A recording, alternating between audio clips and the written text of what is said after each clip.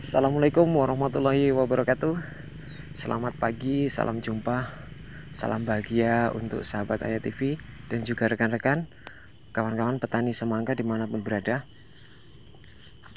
Di pagi hari ini saya akan mereview tanaman saya yang kebetulan sistem dan cara tanamnya masih kuno ya, masih deso. Video ini saya khususkan untuk kawan-kawan pemula yang baru belajar tanam semangka dan biasa menemui banyak kendala karena mungkin cuaca ataupun sebab hama, dan membuat teman-teman putus asa ya untuk bangkit kembali untuk berbudidaya tanam semangka kembali. Maka saya buatkan video ini, semoga rekomen ya, bisa membantu teman-teman. Jangan berputus asa. Ini sifatnya saya menanam dengan sistem kuno dan mudah saja, simple, tidak susah.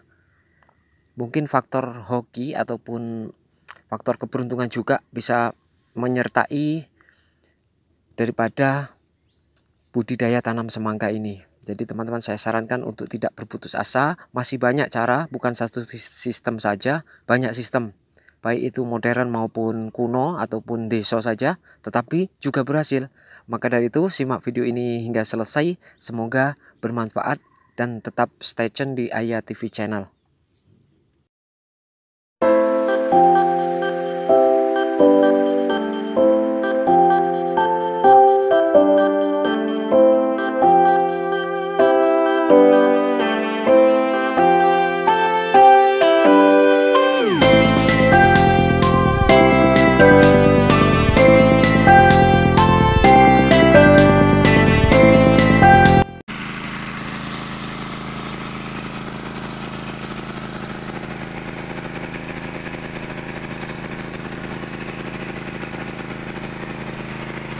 Baik kawan-kawan, kita mulai saja untuk belajar tanam semangka teknik sederhana, tetapi hasilnya juga mengimbangi kawan-kawan yang sudah modern.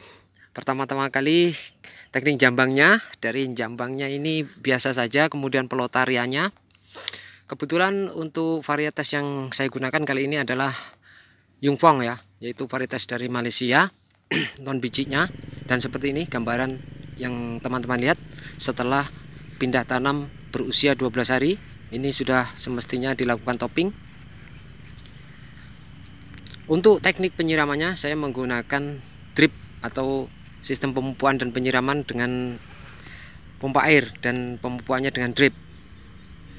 Sampai usia 12 hari setelah pindah tanam, yang perlu kawan-kawan perhatikan proses pertumbuhannya. Kalau bisa dipupuk akar setelah 5 hari pertama kali. Kemudian penyepraian dengan unsur ringan, yaitu dengan fungi. Boleh memakai juga insek ataupun racun serangga ya, seperti dicampurkan dengan regen dengan dosis ringan. Kemudian setelah itu selang 3 hari sampai 5 hari bisa disepraikan dengan pupuk daun untuk mengimbangi atau mempercepat proses pertumbuhan. Karena daun dan batang kalau tidak imbang nanti juga bahasanya lambat dalam pertumbuhan ya teman-teman. Hanya itu saja untuk proses dari pindah tanam hingga ke topping, jadi tidak ribet. Kalau kita meletakkan pupuk dasar sudah 3 jenis, SP36, Dolomit, dan juga Yaramila serta Kohe, sudah mampu menopang untuk pertumbuhan tanam semangka ini ya, bila kita betul-betul tahu sistem pengairannya. Untuk air ya, sebelum ranting disusun, siramkan secara agak-agak saja, jangan basah-basah, sesuaikan dengan kebutuhan. Jadi istilahnya 1 hari dia makan, 1 hari kita berikan air, jangan lebih-lebih.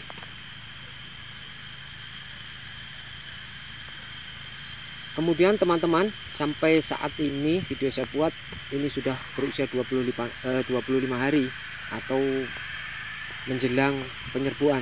Secara pertumbuhan normal dari pucuk-pucuknya dan juga daunnya, tinggal kita memberikan asupan-asupan seperti pupuk daun, kemudian insek maupun fungi untuk menyehatkan tanaman ini agar tidak terserang penyakit. Karena sekarang posisi cuaca musim hujan, tentunya teman-teman harus memperhatikan perkembangan pertumbuhan daripada pucuk tanaman kita. Berkali-kali saya ingatkan, pucuk itu adalah prioritas penting selain pada daun dan juga akar.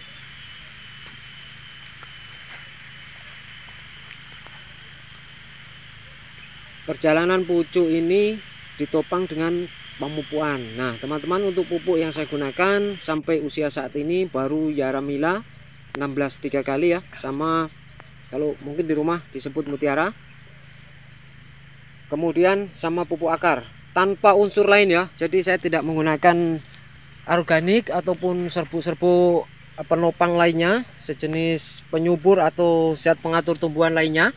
Cuma spray saya gunakan Tenano ya untuk inseknya, kemudian pupuk daunnya dengan Antonik. Untuk penyepraian, kalau tidak hujan 5 hari sekali, bila tidak ada penampakan penyakit seperti kutu-kutuan, trap ataupun ulat. Kemudian untuk ulat dan lain-lain kita rolling dengan Endor dan juga Confidor, tapi dengan dosis ringan.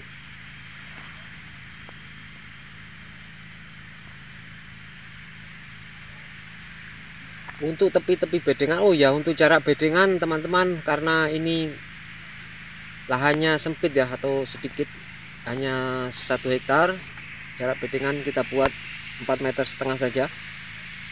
Kita lihat nanti pada proses setelah perkawinan atau setelah pembuahan bagaimana perkembangan dari varietas ini. Kalau memang betul-betul cocok ya di lahan Indonesia, mungkin bisa dikembangkan untuk pembesaran buahnya agar size-nya bisa memenuhi target.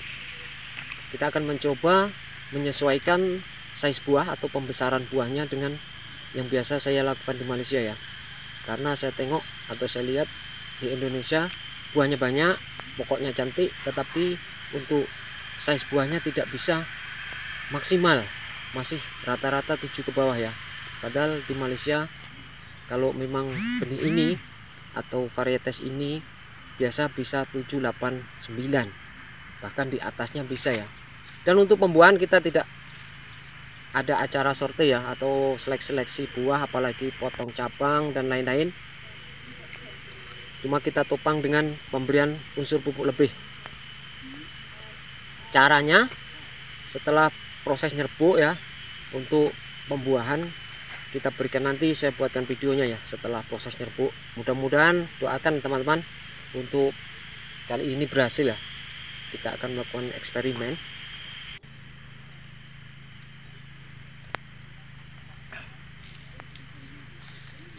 Jadi menurut saya untuk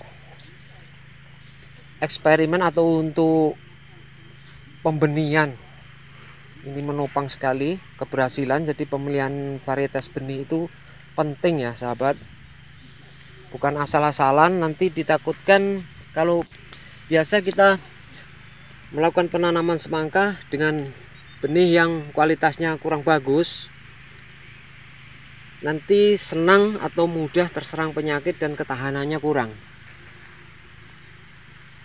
Dan seperti yang sahabat lihat sampai saat ini, alhamdulillah tanaman saya ini normal secara pertumbuhan, cuma kurang gemuk ya. Belum lagi penggemukan. Penggemukan saya biasa lakukan dengan Yara Unik, masih tetap Mutiara 16 3 kali ya, nanti rolling dengan boron. Jadi menyesuaikan antara pecah batang, jangan sampai ya, atau pecah dahan, kemudian jangan sampai bakar daun. Kalau teman-teman musim hujan ini dipompa pupuk terus, itu bisa merangsang bakar daun dan juga pecah pada batang. Jadi sesuaikan asupan pemupukannya dengan kondisi cuaca.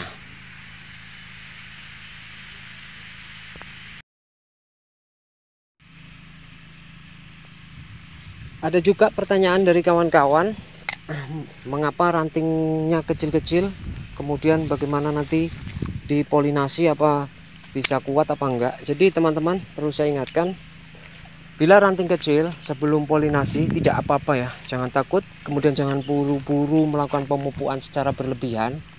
Lah, yang penting nanti setelah proses nyerbuk atau polinasi, kemudian pemulihan ya, recovery, pemulihan kembali untuk penyegaran dari ranting dan juga diimbangi dengan buah. Nah, pada saat ini saya sarankan kawan-kawan sudah melakukan pemupukan berunsur ke buah ringan. Misalnya satu buah contoh kita berikan Novatek 15-5-20.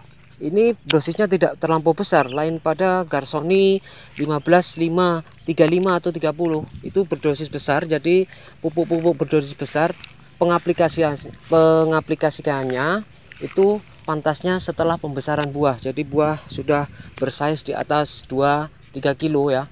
Dihantam itu memang ngembang, cepat ngembang. Itu sistem yang di Malaysia ya, tapi yang di Indonesia saya lihat dengan KCL pantas untuk pembesaran buahnya atau dengan blower. Mungkin sampai di sini saja yang dapat saya sharingkan. Bila ada pertanyaan atau belum jelasnya untuk kawan-kawan pemula bisa ditanyakan di kolom komentar. Mudah-mudahan saya bisa menjawabnya, atau ada kurang lebihnya dari video saya minta maaf. Video ini saya buat untuk rekomendasi saja untuk kawan-kawan yang mengalami masalah karena kesulitan ya dalam merawat tanaman. Mudah-mudahan mampu dipraktekkan untuk teman-teman. Jadi saran saya jangan putus asa dalam bercocok tanam semangka ini karena banyak hal, banyak cara, tidak selalu menggunakan satu cara. Dan ini adalah contoh simpelnya saya menanam semangka, tidak ribet, tidak memerlukan ini itu ya. Mudah-mudahan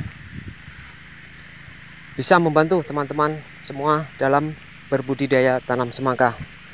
Saya akhiri, wabillahi taufiq walhidayah. Wassalamualaikum warahmatullahi wabarakatuh.